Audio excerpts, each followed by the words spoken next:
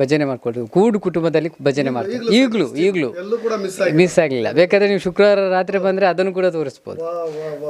ಆ ಥರ ಒಂದು ಭಜನೆ ಮಾಡ್ಕೊಂಡು ಕೂತ್ಕೊಂಡು ಆ ಟೈಮಲ್ಲಿ ಅಲ್ಲೇ ಊಟ ನಮಗೆ ರಾತ್ರಿ, ಶುಕ್ರವಾರ ರಾತ್ರಿ ನಮಗೆ ಅದೇ ಮನೆಯಲ್ಲಿ ಊಟ.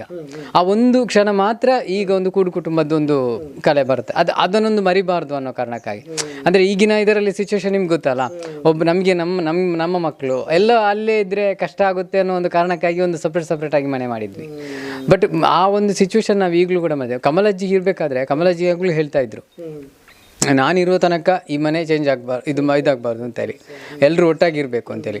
ನಾನಿರೋ ತನಕ ನನ್ನ 9 ಜನ ಮಕ್ಕಳು ಕೂಡ, ಈಗ 3 ಜನ ಹೆಣ್ಮಕ್ಳಿದ್ದಾರೆ, ಬೇರೆ ಆಗಬಾರ್ದು, ಎಲ್ಲರೂ ಒಟ್ಟಿಗೆ ಹಾಗೆ ಇರಬೇಕು ಅಂತ ಒಗ್ಗಟ್ಟಾಗಿದ್ದಾರೆ, ಮನೆ ಮಾಡ್ಕೊಂಡಿದ್ದಾರೆ ಅಷ್ಟೇ. ಬಟ್ ನಾವು ಯಾವಾಗಲೂ ಕೂಡ ಕುಟುಂಬದಲ್ಲಿದ್ದಾರೆ. ಈ ಧನರಾಜ್ ಬಗ್ಗೆ ಹೇಳಬೇಕು ಅಂತಂದರೆ, ಧನರಾಜ್ ಯಾವಾಗಲೂ ಅಷ್ಟೇ, ಈಗ ಇಷ್ಟು ಜನ